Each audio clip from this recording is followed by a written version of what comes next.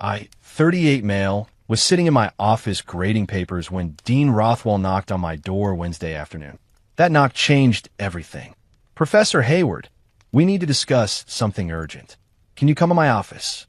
In 15 years of teaching economics, I'd never been summoned like this. Walking down that hallway felt like walking to my execution. In his office sat three people I didn't recognize and our HR director, Janet. The dean's face was grim. Professor Hayward, we've received some concerning letters about your conduct. He slid 3 printed emails across the desk. They were recommendation letters from my supposed former colleagues at my previous university, describing me as mentally unstable, inappropriate with female students, and having serious integrity issues. They recommended immediate termination. My stomach dropped. Then I read the signatures. These people didn't exist. Dean Rothwell, I've never heard of these people. I can prove it. My entire employment history is documented. That's why you're here and not already suspended. These came through anonymous tips to our ethics hotline. We need to investigate. I'll cooperate fully. But I need you to know, someone is trying to destroy my career with fabricated documents. Janet spoke up. Who would do something like this? I genuinely didn't know. Not then. That night, I told my fiancée, Colette, 35, about it. She was finishing her PhD in literature, and we'd been together 3 years. Her reaction was, weird. Maybe you pissed someone off? You can be pretty harsh with your grading. Colette, someone created fake people to destroy my career. This isn't about tough grading. She shrugged. Well, if you lose your job, at least I'm about to defend my dissertation. One of us needs to have an income. Cold. But Colette had been weird lately. Distant. Jealous of my tenure when she was still grinding through her PhD. I figured it was dissertation stress. The next morning, IT called. They'd traced the emails. All 3 came from the same IP address, a coffee shop near campus. Sent within minutes of each other. Someone sat there and systematically tried to end my career. But then Colette made a mistake. She brought me coffee that afternoon, being unusually sweet. How's the investigation going, babe? IT traced the emails to Brewster's Coffee. Her face twitched. Just for a second. Oh, did they find who? Not yet, but they pulled security footage. They'll know by tomorrow. She spilled her coffee. All over her laptop. Shit. Oh my God, my dissertation. She frantically dried it off, but I noticed something. She was panicking. Not about the laptop, about something else. That night, she insisted on staying at her friend Marla's place. I need to focus on my defense prep. This drama with your job is too distracting. At 2 a.m., I got a text from my colleague, Professor Delaney.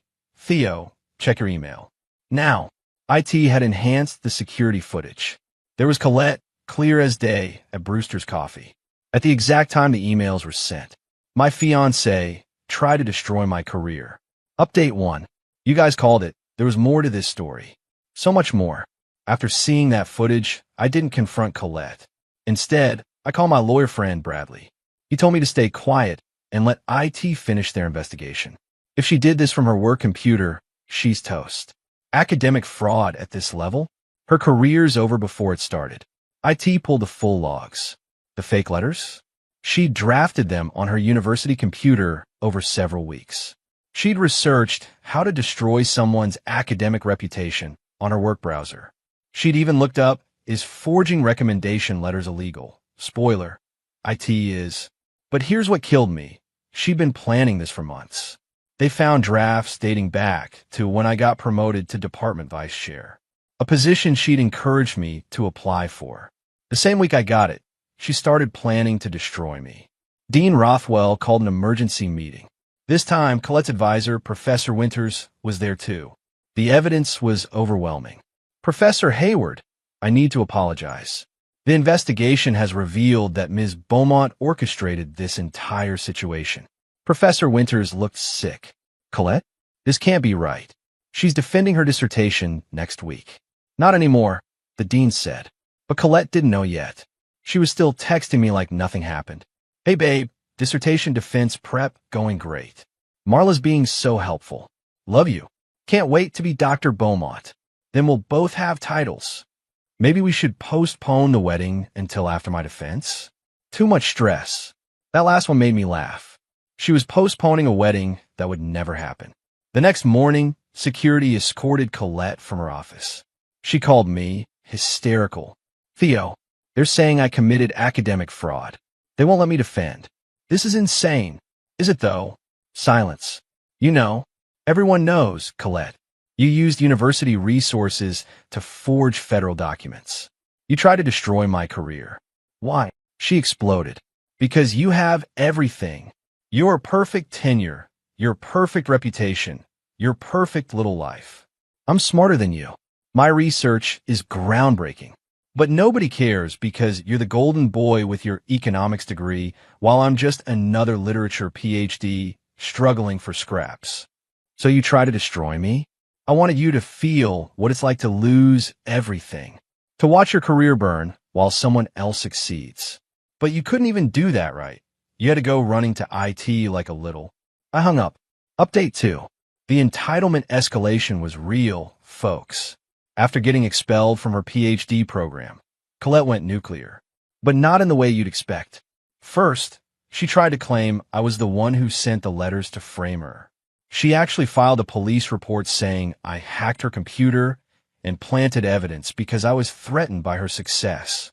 The detective who called me sounded tired. Sir, she's claiming you have advanced hacking skills. Do you? I teach economics. I can barely reset my router. That's what I figured.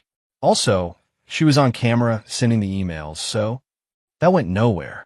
Then she tried to weaponize her family.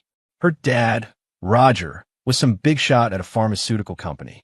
He called the university president threatening to pull funding. My daughter is being railroaded. This is discrimination. She's being punished for being an ambitious woman. The president forwarded me Roger's emails. In one, he offered a substantial donation if they'd reconsider this misunderstanding. That's attempted bribery. The university reported him to his company's board. He got suspended pending investigation. But the peak delusion came when Colette decided to defend her dissertation anyway. She showed up to the defense room with Marla and 2 other friends, dressed like she was accepting a Nobel Prize. Security was already there. You can't stop me from defending MY work, she screamed. 5 years of MY life. My research. Professor Winters tried to reason with her. Colette, you've been expelled. There's no committee. There's no defense. Then I'll defend to an empty room. This is MY moment.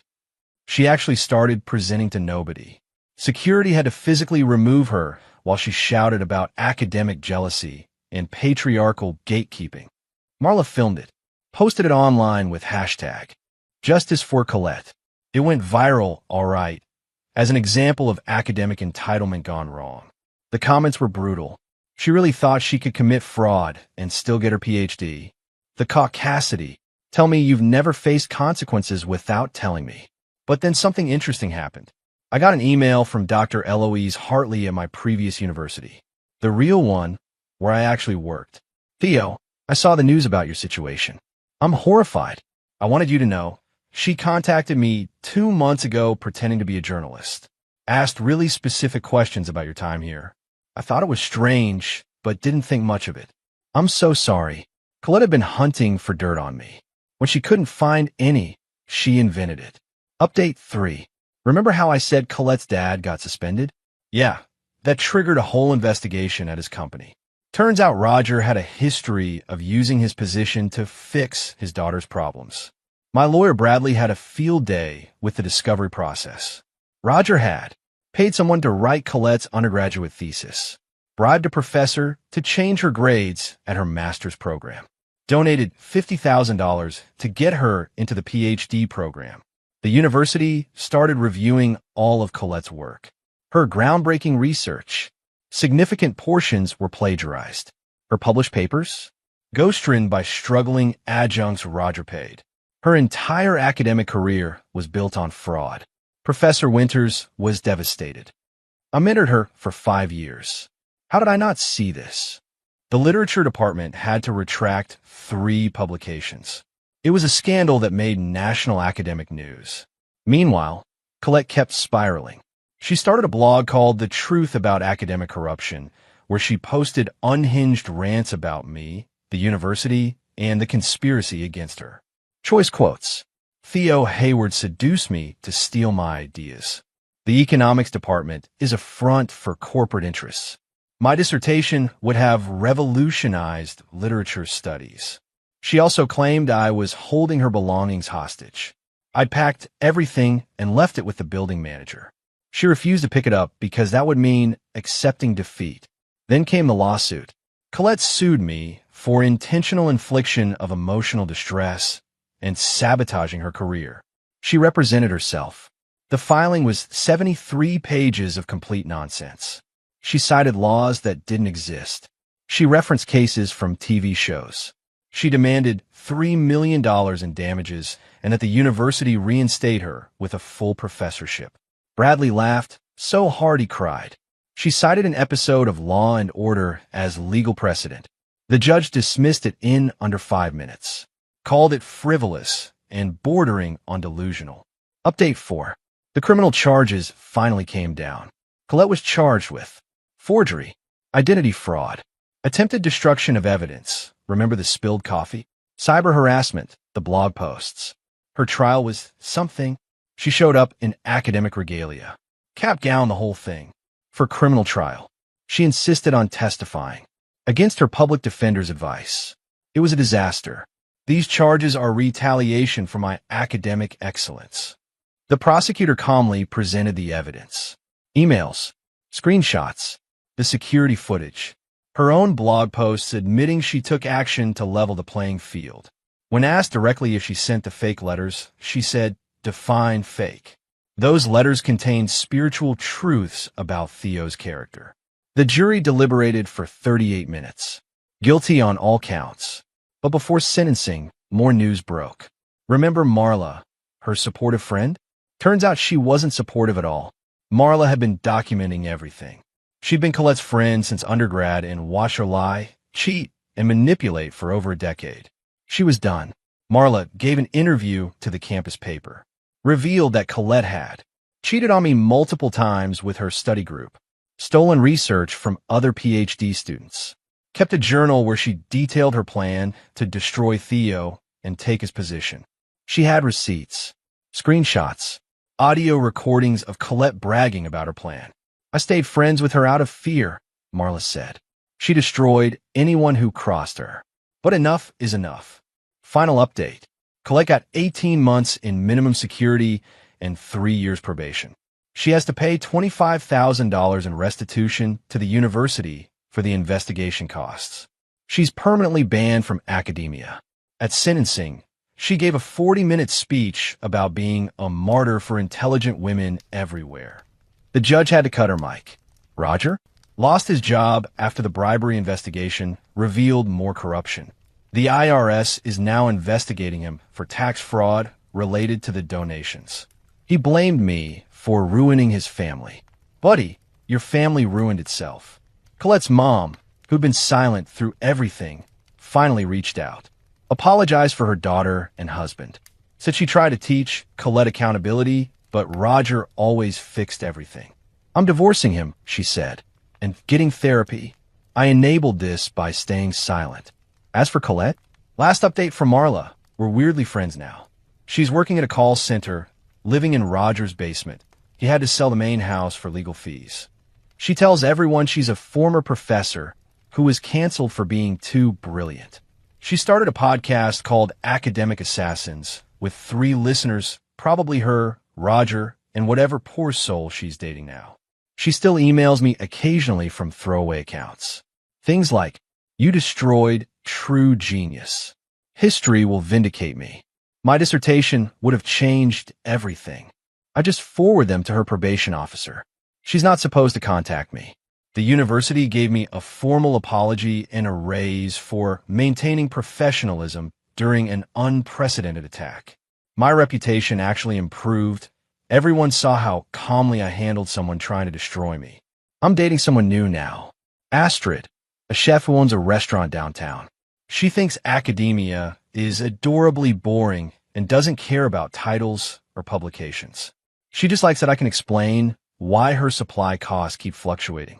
When I told her this whole story, she said, "Wait, she wore graduation robes to court." Like actual robes?